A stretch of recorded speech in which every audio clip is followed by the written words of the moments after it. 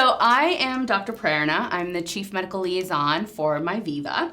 I am a physician by training. I have a background also in health promotion, and then more recently, certification through the American Board of Lifestyle Medicine. It was such a fascinating experience to have that understanding of health from that systems level, then go into clinical medicine and understand what healthcare looks like one-to-one.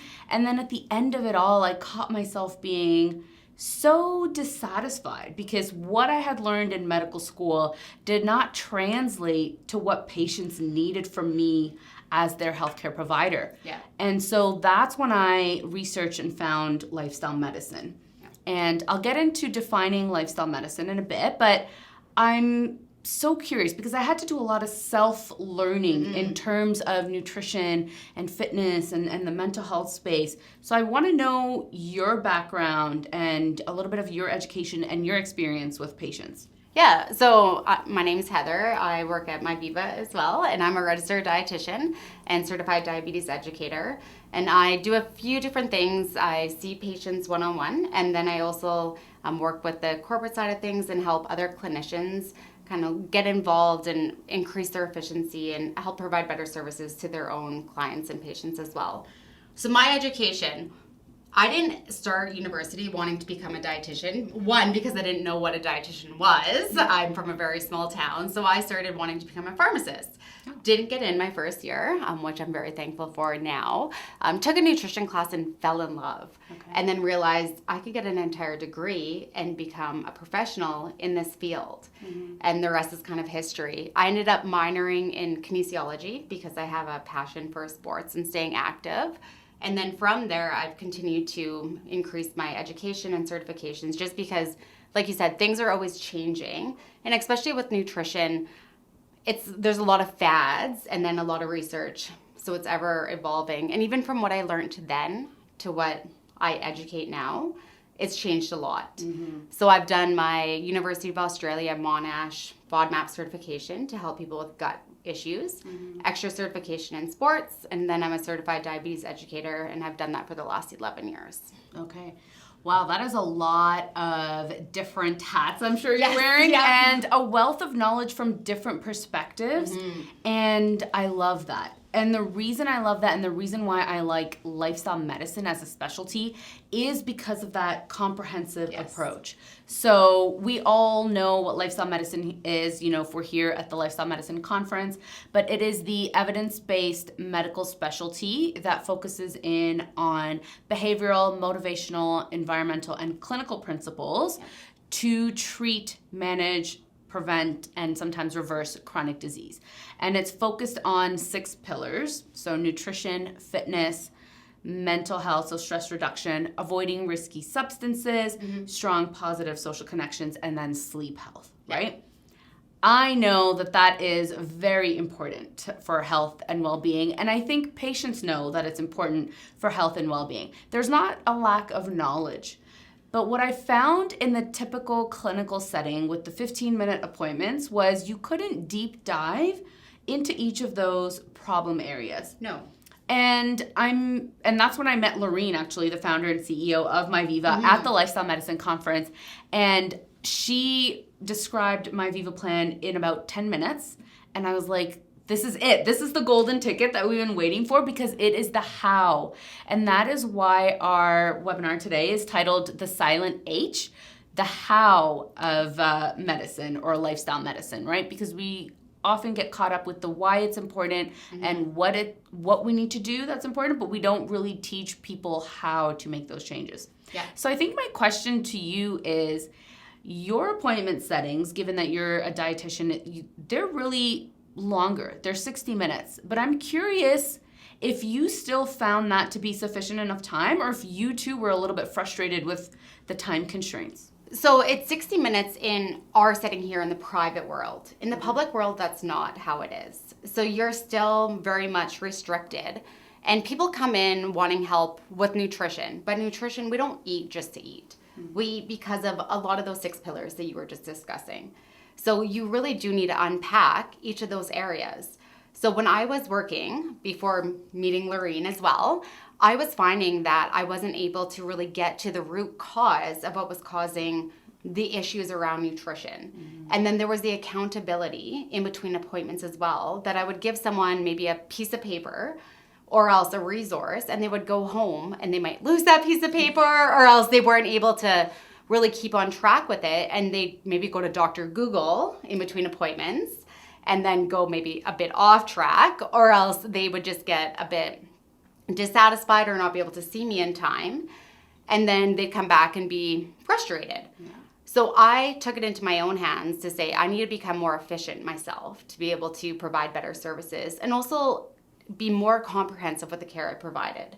Yeah. So I actually went to searching myself to say, how can I become a better clinician? And thought, there's digital technology, let's go looking.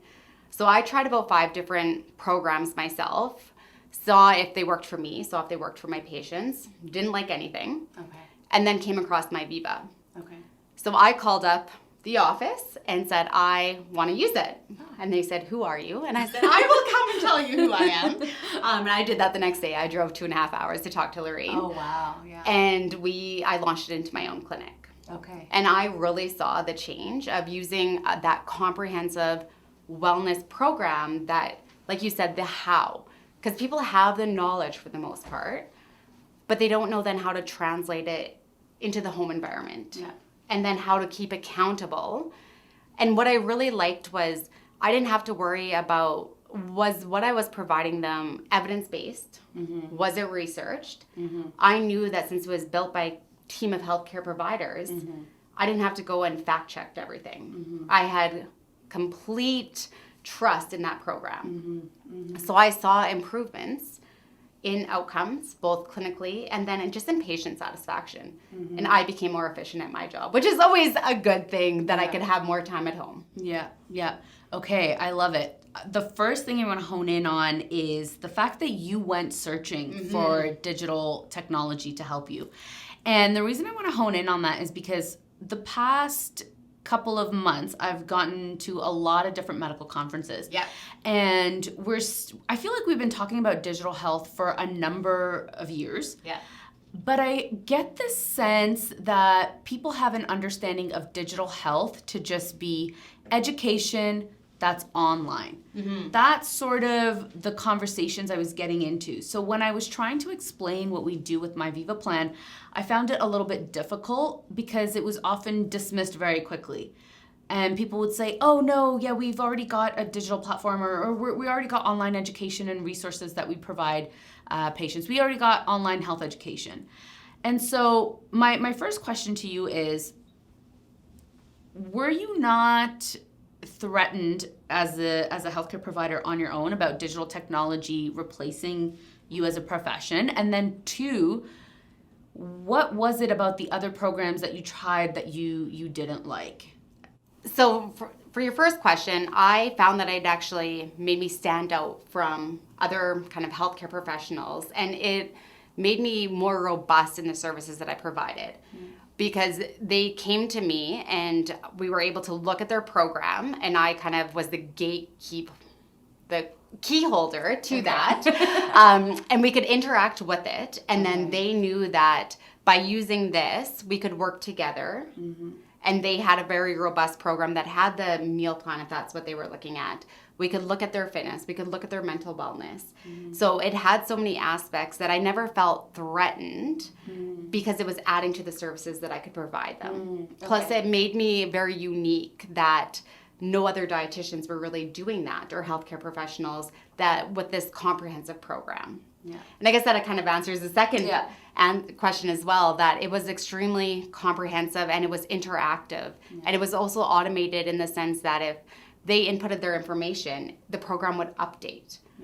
So there's not other similar programs where it's not just a resource library. There is a resource library, but then with the journey. So it was able to provide that information I wanted to be able to provide, but I didn't have the time to see them weekly and say, oh, by the way, you're a diabetic, you should look at protein at lunch.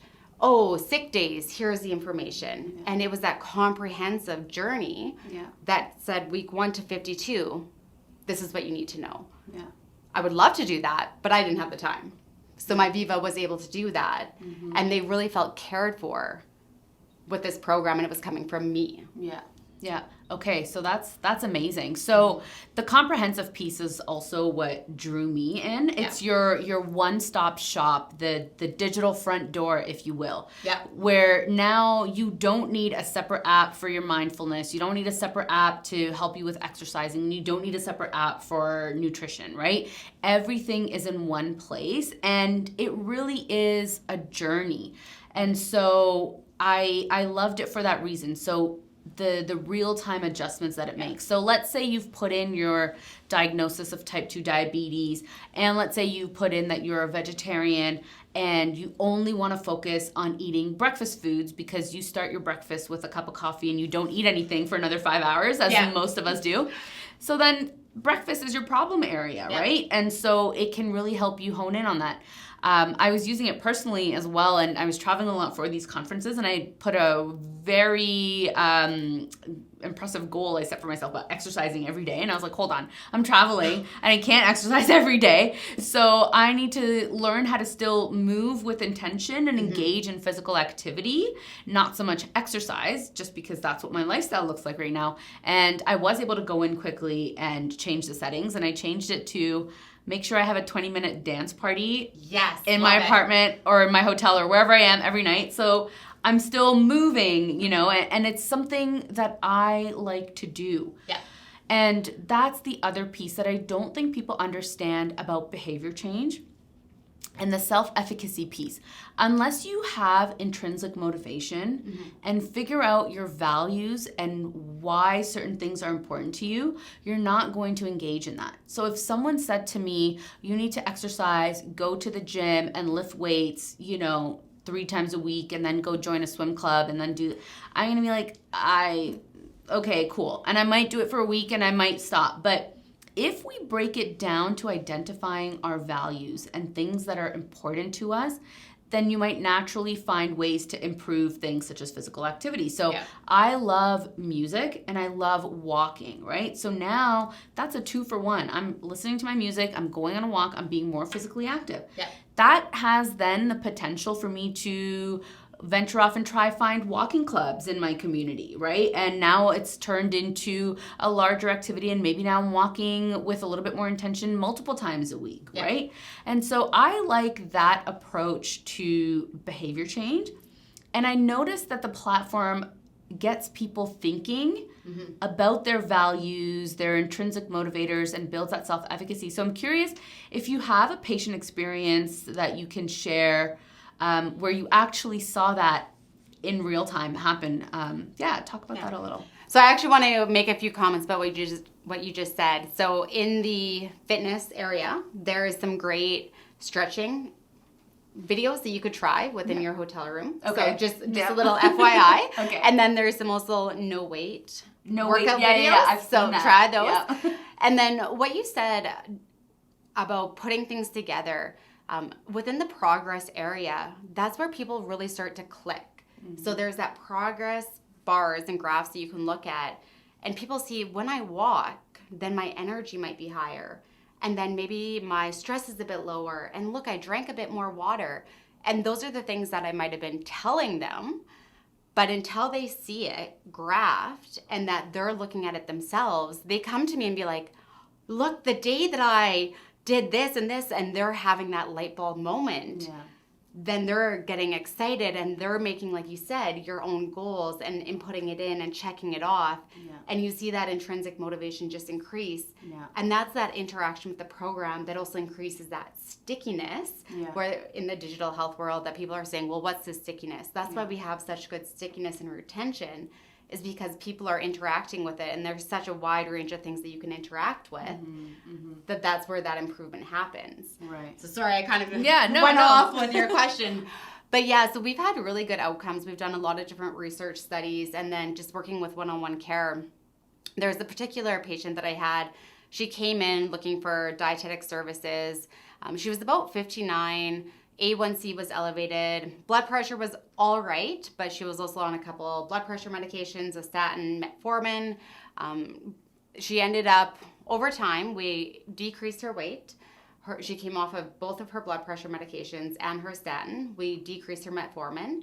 And this was by interacting with the program. She really found the accountability, the meal planning, and then also the access to the fitness where she could look at different areas.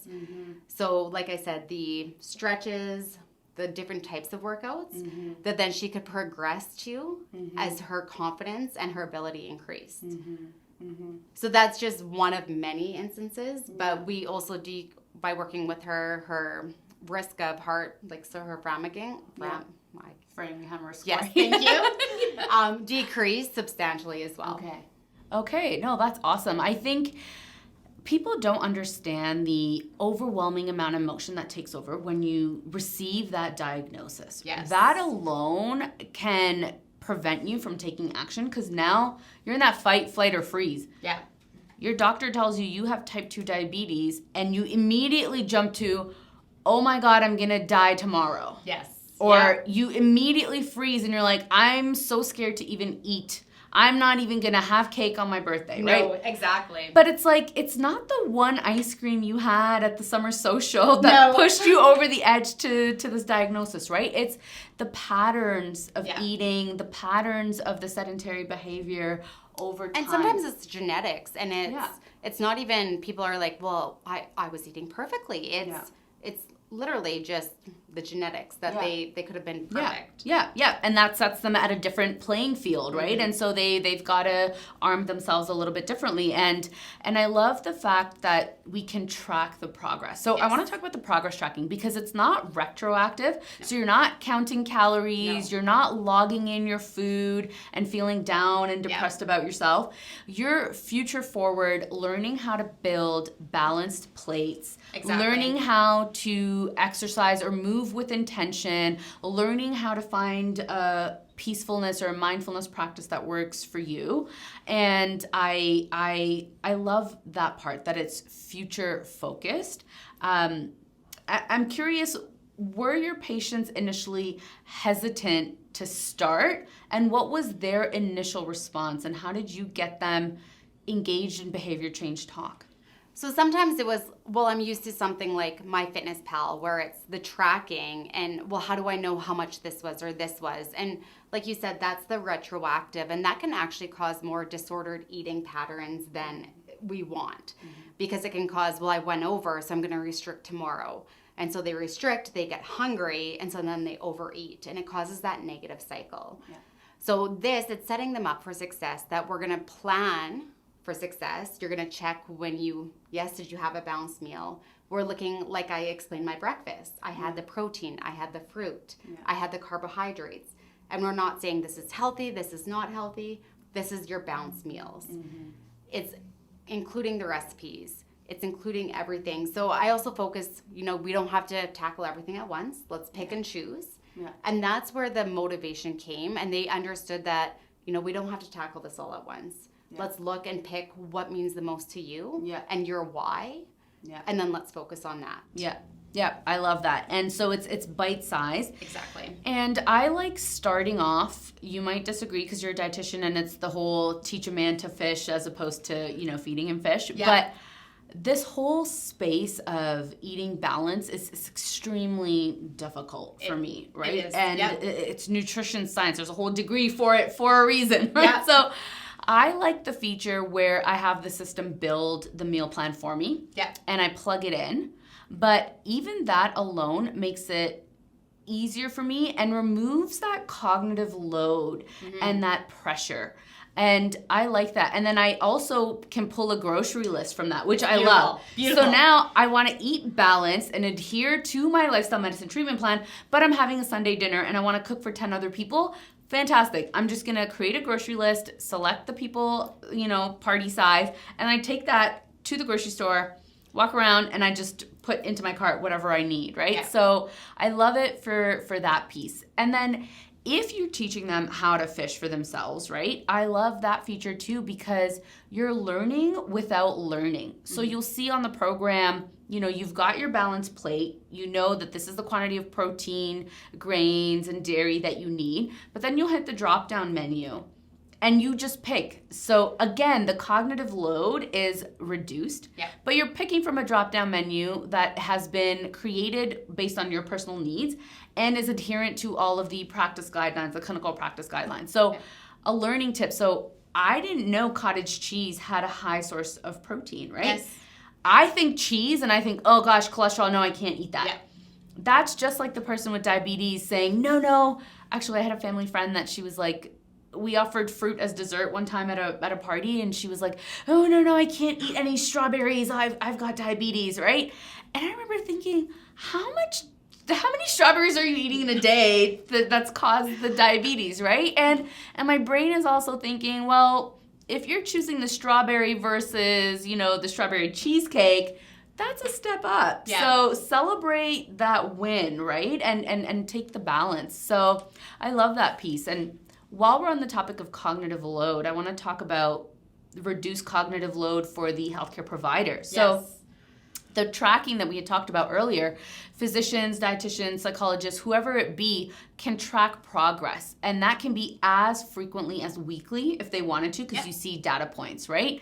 And I love that because it simplifies the information that you have to review, and it's presented graphically so you can see how things are trending.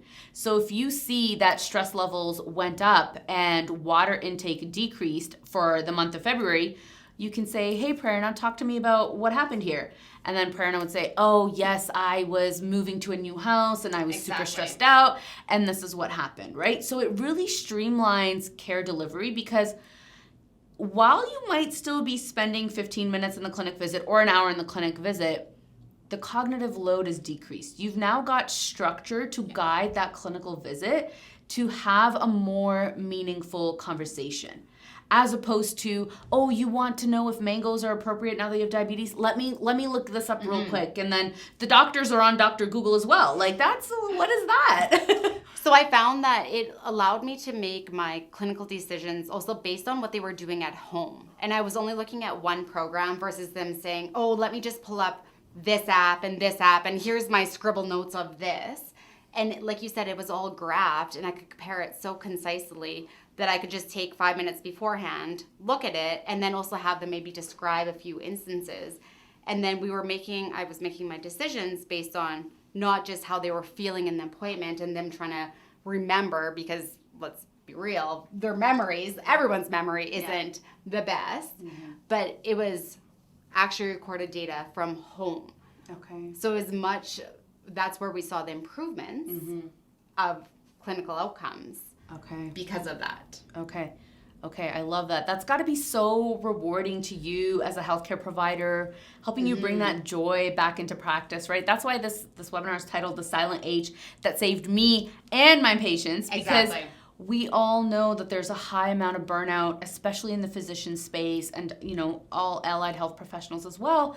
And there's this threat for a mass exodus and healthcare providers wanting to decrease their clinical hours, right? Yeah. Which I understand. On one hand, I definitely sympathize, and we need to devote time to healthcare provider wellness, but then we're also doing an injustice for chronic disease management, right? So I love that there is a tool that can be leveraged both for the provider and for the patient. And if anything, it's enhancing that therapeutic relationship, and that's the part I absolutely love about it. So I'm gonna maybe pause, because I know we talked about a lot of different things, but I would just love for you to explain to all our viewers in a nutshell what exactly is My Viva Plan. So it is the comprehensive digital care tool that looks at all areas of wellness, and your patients using it. It's got the automated algorithms, so they're inputting their information and it populates that care plan. And when I say care plan, I'm meaning their meal plan, it's looking at wellness tools, their fitness, and then it's updating based on the information that they're putting in. Yeah. So that's in a nutshell. In a nutshell. No, yeah, I know. Very simplified. Yeah. You can take hours looking in it, or else you can focus on each of the areas, which I also love. So you can have bite-sized pieces, or else you can look at the videos, the journey, the printables, the meditation, the stress. Yeah. There's a whole host of hours in it. Yeah. No, I love it. I think for me, My Viva Plan is the lifestyle medicine prescription guidelines for healthcare professionals. And also the lifestyle medicine digital hub where patients go to fill those lifestyle medicine prescriptions, right? Yes. Like I said, it's that one-stop shop. And it's been built by regulated healthcare professionals. So their expertise and knowledge has been poured into the platform. So physicians, dietitians, kinesiologists, psychologists, everybody. And then it's the AI, the augmented reality as well, that alleviates some of that administrative burden or, you know, the personalizing of meal plans. Now the system can just take into account all your different preferences and then spit it out. Yeah. But the meal plan that is spit out is still evidence-based and, again, has been informed by that interdisciplinary healthcare team, which I think is fantastic. And then there's workout videos. So you're actually exercising in proper form, whether you want to take that to the gym and use the gym equipment, or you have no equipment at all, you can do it in the comfort and privacy of your own home. Or hotel room. Or your hotel room, yeah, exactly. So I definitely love it for that reason. And in terms of integrating it, though, into clinical workflows, I know it can be a little bit difficult if healthcare providers are not accustomed to integrating technology or, you know, getting creative and thinking outside the box. So there is a bit of a learning curve, but can you just speak to how easy we sort of make it for people? So there's the marketing tools. We provide the best, assistance being us that help walk through that, so I can say the best. Yeah. But the marketing, any marketing resources, there's the clinician portal that is really quite easy to use. There can be the integration of looking into the EMR, so it's a bit more seamless. And then it's kind of how much do you want of that integration, or else it can be just the patient saying, here's my results, and that makes it even easier of a burden for that integration. Yeah. But we're trying to meet clinicians where they're at, and we try to meet patients where they're at. Yeah. So how much to how little are you looking for? Yeah. And really it's about improving people's lives and also helping people take control of their health and also helping people take control of what they're providing for their patients. Yeah, no, I love that. I've actually just mapped out an appointment guide for physicians that would like to integrate My Viva Plan into their clinic visits. And really it outlines a series of appointments. What is the medical component of their visit? So, you know, medication management, blood work review, all of that sort of thing. Plus how they can leverage My Viva Plan in that same clinical visit. And actually, I've mapped out the specific lifestyle medicine prescriptions that physicians can prescribe to their patients as well. And so it's really a robust onboarding package, I feel, that we provide. We also do provide informational brochures that clinics can hand out to their patients as well.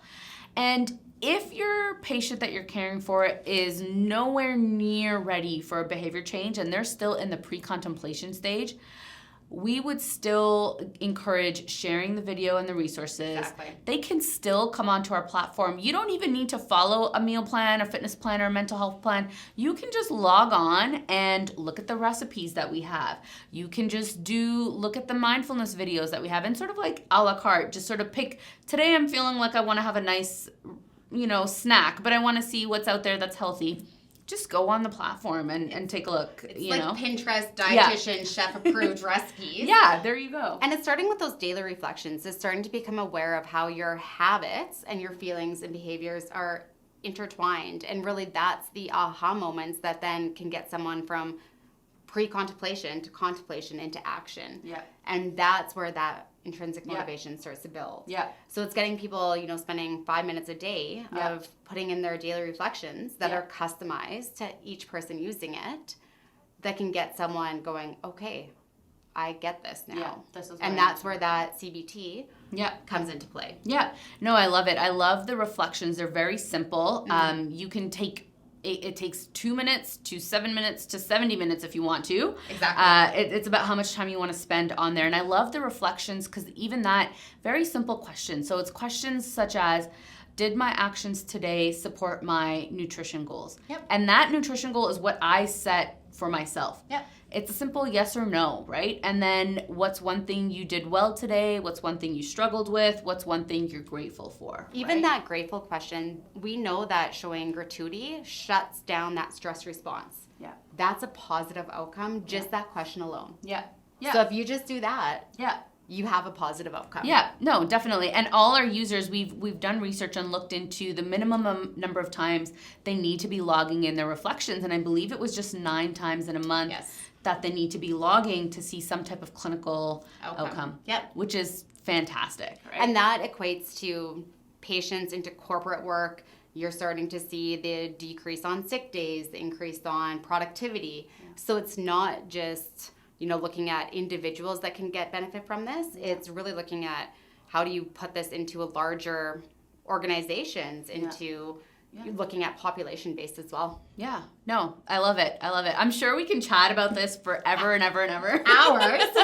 And I encourage all of you to sort of reach out to us. Yeah. Heather and I would love to chat with you about My Viva Plan, about lifestyle medicine, behavior change, tattoos, anything you want to chat about. We're here to chat about it. But we look forward to seeing you all at the conference in October this year in Orlando. And yes, please reach out to learn more about My Viva Plan and how you can integrate it into your clinical practice. Thank you. Thank you.